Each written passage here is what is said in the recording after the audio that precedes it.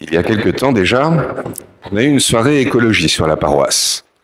Et on m'a fait comprendre avec une grande subtilité et une certaine finesse que je prêchais trop peu sur l'urgence de prendre soin de notre création.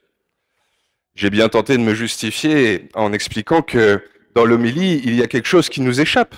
Peut-être mes confrères pourront-ils corroborer ce que je dis, mais oui, on ne maîtrise pas tout dans ce qu'on va produire pour chaque dimanche. Mais là, au vu des textes qu'on a entendus, je me disais, il y a comme un appel.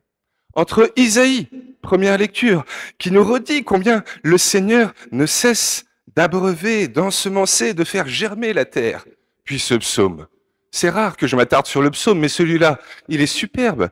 Tout le long des couplets, le psalmiste, si c'est David, nous redit à quel point le Seigneur, depuis le début, ne cesse de prendre soin de la terre et de la création. Pourquoi ? Notre prospérité, notre allégresse. Juste après, on va avoir la parabole du semeur dans l'Évangile et cette magnifique lettre de Paul aux Romains, on croirait écrite pour nous, aujourd'hui. Écoutez ce qu'elle dit. La création a été vouée au pouvoir du néant. Elle nous attend. La révélation de nous, des enfants de Dieu. Pourquoi ? Parce qu'en attendant, elle crie dans les douleurs de l'enfantement. Oui, c'est ce qu'on fait subir à notre monde aujourd'hui. Et donc, je ne vais pas pouvoir y échapper. Il va bien falloir que j'ose prêcher sur cette question si délicate, si politique, si vaste de l'écologie, face à laquelle je me sens même bien illégitime. Mais alors, comment, à travers les textes que nous venons d'entendre, nous pouvons aborder cette question ? Eh bien peut-être en nous rappelant déjà que le réchauffement climatique, ce n'est pas un mal en soi. Le réchauffement climatique, c'est une réalité. C'est un état de fait. C'est les températures qui augmentent un petit peu régulièrement.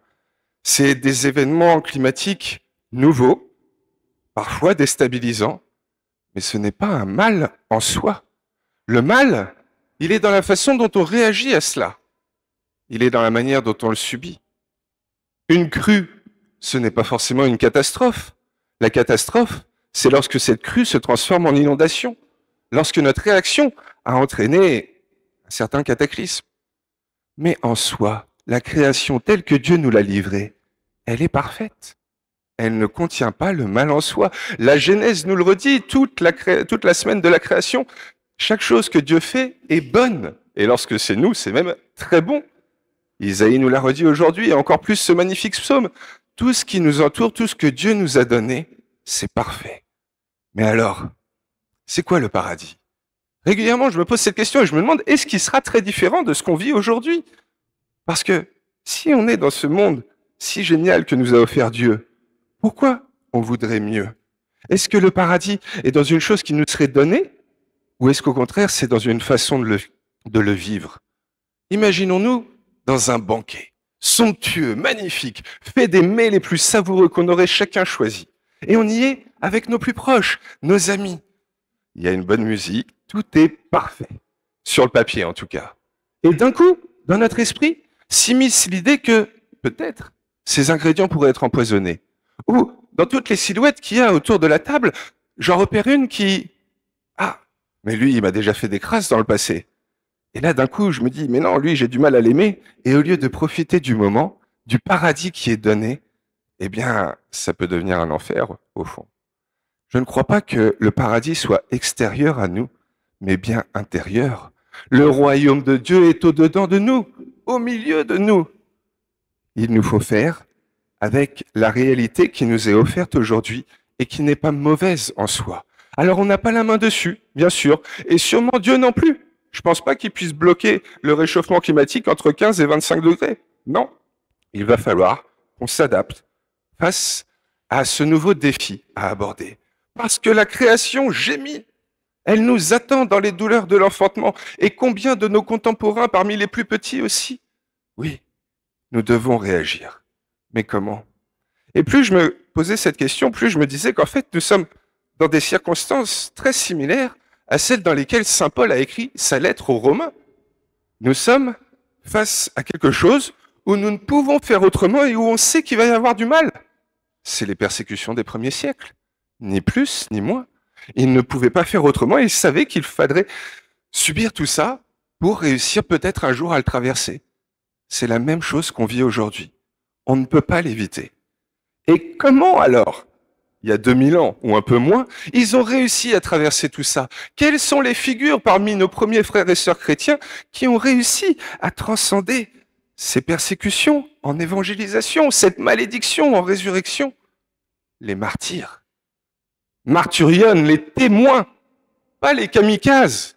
Le kamikaze, c'est celui qui voue sa mort pour une cause. Le martyr, c'est celui qui croit tellement en ce qu'il veut vivre et ce qu'il veut transmettre aux autres qu'il est prêt à se laisser tuer pour ça. C'est celui qui croit tellement en l'amour absolu qui, parce qu'il veut le transmettre aux autres, est prêt à se laisser tuer pour ça.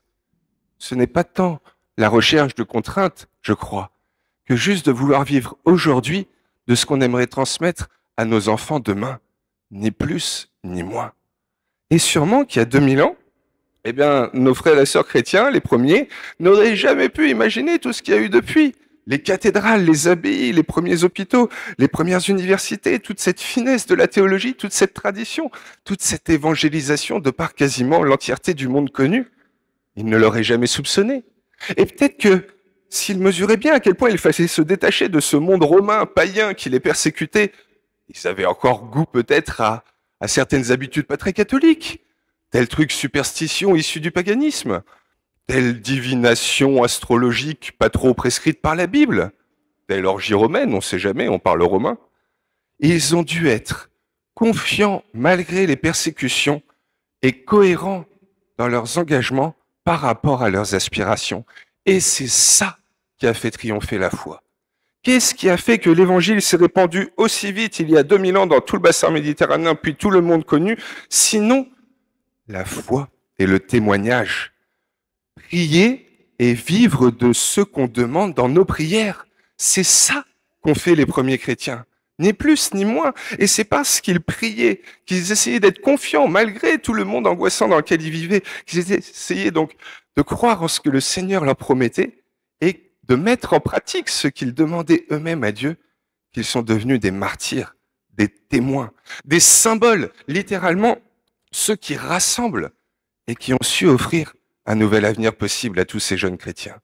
C'est ça dont on a besoin aujourd'hui, d'être chacun des témoins de ce que veut offrir demain, ni plus ni moins.